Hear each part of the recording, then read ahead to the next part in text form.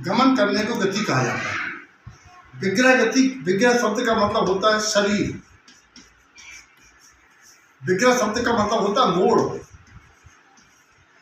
विग्रह शब्द का मतलब होता है कुटिल, वक्र। इस शब्द से क्या परिभाषा बनेगी?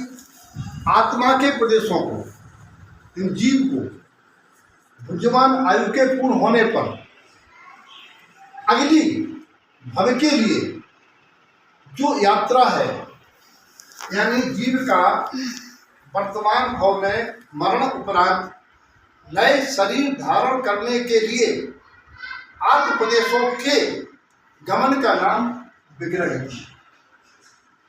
मरणोपरांत जीव का अगले भव के शरीर धारण करने के लिए आत्म प्रदेशों का जो गमन है उसका नाम विग्रह गति। ये दो प्रकार की होती है, विग्रह गति और अविग्रह गति। इसके दो अर्थ हैं। अगला शरीर धारण करने के लिए आत्म प्रदेशों का जाना विग्रह गति, अगले भव शरीर धारण करने के लिए ना जाना अविग्रह गति। अगर जी मोक्ष जा रहा है तो अगला शरीर धारण करने को आत्मा के प्रदेश नहीं जा रहा, उसका नाम अविग्रह गति। और अगला शरीर धारण करने को, अगला जन्म लेने को जा रहा तो विग्रह गति एक नाम। दूसरा नाम है विग्रह माने मोड़, जिसमें आत्मा के प्रदेशों को मोड़ लेना पड़े वो विग्रह गति, और जिसमें अगले शरीर धारण को जा रहा है किंतु मोड़ नहीं ले रहा है अवग्रह गति। तो ये अवग्रह गति जुजु गति कहलाती है, तीर की तरह, एरो की तरह। आत्मा अगर जी यहाँ से मरा तो वो सीधा ही जाएगा, उसमें न दीवार न छत न पहाड़ न पर्वत कोई बाधक नहीं होते, क्यों अव्याबाद गुण की धाती है। तो ऋजुगति में अवग्रह गति माने इसको ऋजुगति ईशुगति दोनों कहते हैं। और ये अवग्रह दो प्रकार से है, मुक्त जाने वाले को भी अवग्रह गति होती है और संसार में सीधी जाकर के स्वर्गों में विमानों में ठहर जाए उसको भी अवग्रह गति होती है। एक बिना जहाँ शरीर धारण नहीं करना वो अवग्रह गति, एक शरीर धारण तो करना किंतु प्रदेशों में कोई मोड़ा मोड़ी नहीं होना वो अवग्रह गति। विग्रह गति का मतलब है जीव गया अब राइट एंगल पर 6 दिशाओं में, राइट एंगल पर 6 दिशाओं में हो सकता है, सीधा गया यहाँ से पूरा पश्चिम उत्तर दक्षिण 4 दिशाएं और ऊपर जा सकता है और लौट के नीचे आ सकता है। इनके प्रदेशों में अनुसरण गति का मतलब है समकोण पर मुड़ता है, ऐसा नहीं मुड़ता है कि ऐसा मुड़ जाए ऐसा मुड़ जाए, और निकल के जीव ऐसा ऐसा नहीं जाता है और कोई जीव ऐसे लहरा के नहीं जाता, सीधा जाएगा जहाँ मुड़ेगा राइट एंगल पर मुड़ेगा, किसी भी 4 डायरेक्शन में ऊपर नीचे 6 डायरेक्शनों का नियम है। राइट में जाता है, राइट एंगल माने समकोण पर। यहाँ से गया तो या तो पूर्व में मुड़ेगा या पश्चिम में मुड़ेगा या किसी 4 दिशा में मुड़ेगा, ये ऊपर जाएगा या नीचे आना होगा लौट के, तो सीधा गया।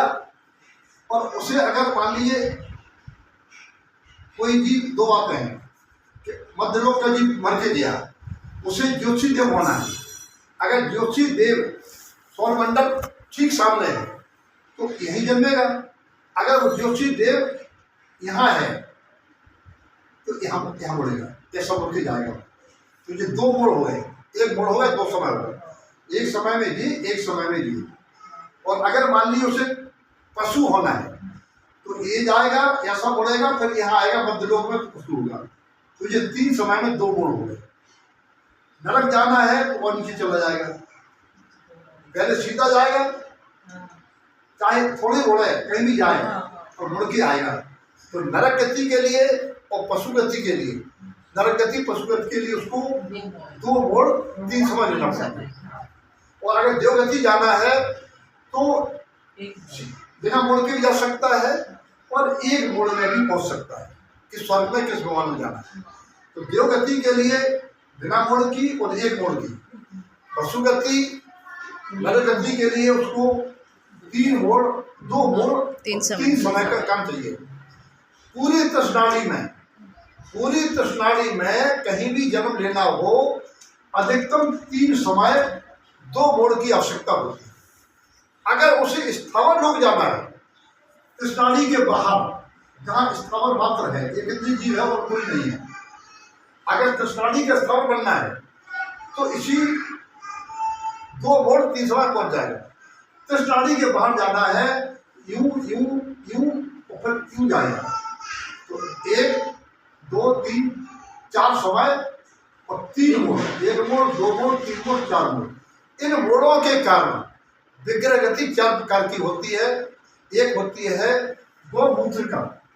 गौमूत्रिका का मतलब होता है जैसे किसी की गाय चलते हुए बाथरूम करे, गाय चलते हुए बाथरूम करे माने गाय बाथरूम ऐसे, उसकी बाथरूम ऐसे से होगा, यानी कई मोड़ होंगे, तो गौमूत्रिका होती। ये 3 मोड़ 4 समय की होती है। दूसरी नाम होता है लांगलिका।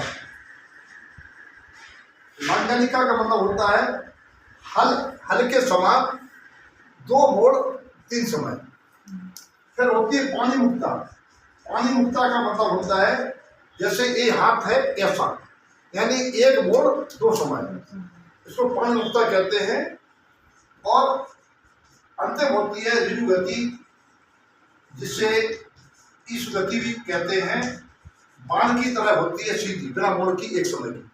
आपको चाहे ऊपर से करो चाहे नीचे से कह दो, 1 समय की बिना मोड़ की ऋजु गति ईसु गति, 2 समय की 1 मोड़ की पानी मुक्ता, 3 समय की 2 मोड़ की लांगलिका, 4 समय की 3 मोड़ की गौमूत्रिका। इस प्रकार से इनका स्वरूप है। इसमें विग्रह गति में क्या होता है कि जितने समय की विग्रह गति है अंतिम समय में वो आहारक हो जाता है, अर्थात नवीन शरीर धारण करने योग्य आहारक वर्माओं को ग्रहण करता है। उसके पहले के समय में अनाहारक रहता है, केवल उसके साथ कार्बन और तेजस 2 शरीर रहते हैं। कार्बन के कारण गर्म सत्ता में पड़े हैं। इनके मोड़ों का आधार, कितने मोड़ कौन जीव लेगा, वो उस कहाँ जन्म लेना है, किस क्षेत्र में जन्म लेना है, किस गति में जन्म लेना है, उसके हिसाब से कि वो देवगति जा रहा है, नरक गति जा रहा है, पशुगति जा रहा है, उसे कौन सी आयु बांधी है। सबसे बड़ी बात है जीव ने कौन सी आयु बांधी है, कैसा नामकरण बांधा है, नामकरण के अंदर कितनी इंद्रियां वाला जीव बनना है। उन जो कर्म है वो कार्बन शरीर कहलाते हैं। कार्बन वर्णाओं से बनता है कार्बन शरीर। कर्म बनते हैं, कर्म के समूह को कार्बन शरीर कहते हैं। कर्म के समूह को कार्बन शरीर कहते हैं। तो जीव की सत्ता में पड़े वे कर्म जो इस आयु के बाद उदय में आने होते हैं, और ये तो बहुत रहते हैं। इस मरण के बाद जो हमारा मरण होगा उसके बाद जो कर्म उदय में आना होते हैं उसके हिसाब से ये जीव के प्रदेश मरने के बाद गमन मोड़ दे करके वहाँ जन्म लेते हैं। अब ये बात और आती है कि जीव मरने के बाद कितना बड़ा जाता है, कितना छोटा जाता है। तो एक तो समझना है कि संसार में कहते हैं यमराज पकड़ के ले जाते हैं, तो जैन दर्शन में कोई यमराज नहीं ले जाते हैं। जैन दर्शन में तो आयु पूर्ण होने के बाद आत्मा के प्रदेश स्वयं ही गमन करते हैं विग्रह गति में। एक मानता खत्म हो जाती है। दूसरी मानता ये समझना चाहिए कि भगवान की नाराजी या अवसाप से काम नहीं होता है। चौथी बात ये समझना चाहिए कि आत्मा के प्रदेश किस आकार में जाते हैं। तो जैसे जेल जाते हुए एक अपराधी को अपराध जिस कपड़ों में किया है उस कपड़े में ही जेल ले जाया जाएगा, लेकिन जेल के बाद पहुंचने के बाद उसके कपड़े चेंज हो जाते हैं। ऐसा ही अगले भव के लिए जाने वाले का प्रदेशों का आकार पहले के भव के आकार में जाते हैं। अगर हमें मान लीजिए हाथी बनना है तो हमारे प्रदेश मनुष्य के आकार में जाएंगे, अंतिम समय में वो हाथी के रूप में कन्वर्ट हो जाएंगे।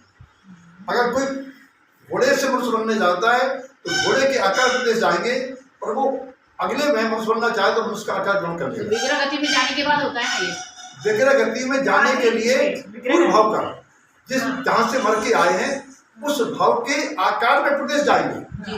अंतिम समय में जिस भव में जाना है उसका आकार ग्रहण करके वो आहार वर्णाओं को ग्रहण करके शरीर की रचना होगी पेट में। अब वो जाएगा तभी मनुष्य के पेट में जा रहा है या पशु त्रियंचनी के पेट में जा रहा है। हमारा एक और क्वेश्चन था कि जैसे अब वो ये देखने जाते हैं ना, देखने जाता जैसे अपना आत्मा देखने जाता है, वो मानव से समझ गया। हाँ नहीं वो हाँ मानव समुद्र देखने जाता, तब बोलते हैं कि अगर वो मनुष्य पर्याय में गया है तो उसकी मतलब देव गति में गया है तो उसकी मुद्रा अच्छी होगी। वो वहाँ के एटमोस्फियर से प्रभावित होता है हाँ कि मुझे बहुत सुख मिलना है, हाँ तो उसका चेहरा मन में खिला रहता है। अगर वो देखने गया नरक जाना है, हाँ। वहाँ की मारकाट देखी तो इतना भयभीत हो जाता है कि मरने के बाद उसका चेहरा बिगड़ जाता है। पर त्रियंच और मनुष्यों में तो कैसा है कि पेट में जाता है वो तो अंधेरा कुआं है ना। अरे पेट में जाता नहीं, मरने के बाद डेड बॉडी की चेहरे की बात कर रहे हैं।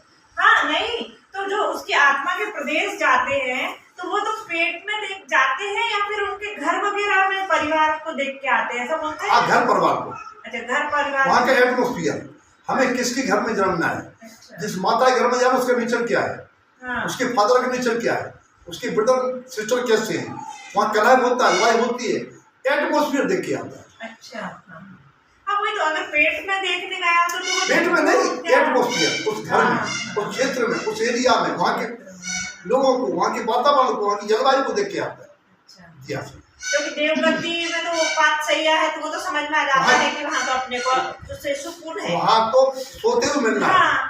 और नरक गति में वो लामार काट उल्टे टंगना है, हाँ। उल्टे टंगना है। तो वो तो है ही चेहरा बिक वो जीव चेतन वहाँ जाती है, चेतना कुछ प्रदेश वो देख करके घबरा जाती है, प्रसन्न हो जाती है, तो वो मरे हुए जीव मनुष्य के चेहरे को देख के पता चलता है उसने क्या देखा, वो उसने अच्छा देखा है बुरा देखा उसके। इस प्रकार से आज विग्रह गति की बात है। अगर आपको विशेषता से पढ़ना है तो हमारा सत्वा सूत्र की टीका है, अध्याय 2 के सूत्र नंबर 28 से 30 पढ़ेंगे, वहाँ डिटेल में मिल जाएगा। बाकी संक्षेप में सुबह चर्चा हुई थी, ये समझने वाली।